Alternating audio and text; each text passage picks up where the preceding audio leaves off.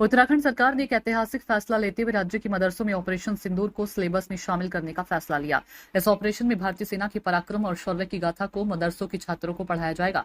Operation सिंदूर भारतीय सेना की एक महत्वपूर्ण उपलब्धि है, जिसमें सशस्त्र बलों ने बेजोड़ शौर्य और साहस का परिचय दिया।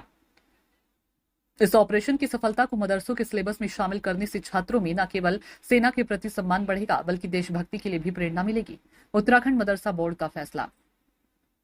उत्तराखंड मदरसा बोर्ड के अध्यक्ष मुफ्ती शमून कासमी ने इस फैसले की जानकारी दी। उन्होंने बताया कि नए पाठ्यक्रम में ऑपरेशन सिंदूर का एक चैप्टर शामिल किया जाएगा। कासमी ने कहा कि उत्तराखंड सैनिकों की भूमि है और इस फैसले से छात्रों को सेना के पराक्रम की जानकारी मिलेगी।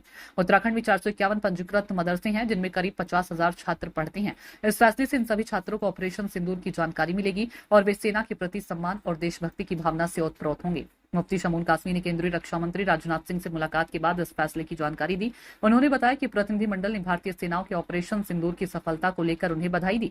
इस मुलाकात के बाद उत्तराखंड मदरसा बोर्ड ने यह महत्वपूर्ण फैसला लिया है।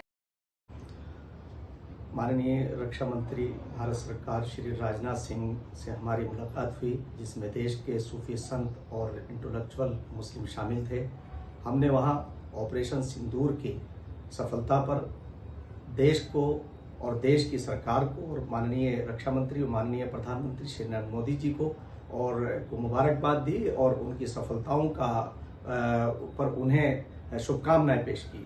और हम अगला जो हमारा कदम है वो ये है कि हम उत्तराखंड राज्य के अंदर, जैसा कि हम बहुत सफल तरीके से हम अपने मदरसों को मुख्य धारा से मेन स्ट्रीम से जोड़ रहे हैं, जिसे 60 साल में कांग्रेस ने अपने कार्यकाल के अंदर मेन स्ट्रीम से दूर किया था। हम माननीय मुख्यमंत्री श्री पुष्कर सिंह धामी जी के मार्गदर्शन में, उनके नेतृत्व के अंदर हम ये कोशिश करेंगे कि हम मदरसों के अंदर सफल ऑपरेशन सिंदूर को की गाथा को हम शामिल करेंगे, ताकि आम जनमानस को और हमारे मदरसों में पढ़ने वाले बच्चों को ये मालूम हो सके कि ये सिंदूर ऑपरेशन क्या था और क्यों इसकी ज़रूरत थी। इसकी ज़रूरत यूँ थी कि पाकिस्तान जो एक नापाक मुल्क है, जिस तरह से हमारे देश के ऊपर उसने हमला किया और निहत्ते हमारे भाई और हमारे भाइयों का कत्ल किया, उस पर उन्हें सबक सिखाना बहुत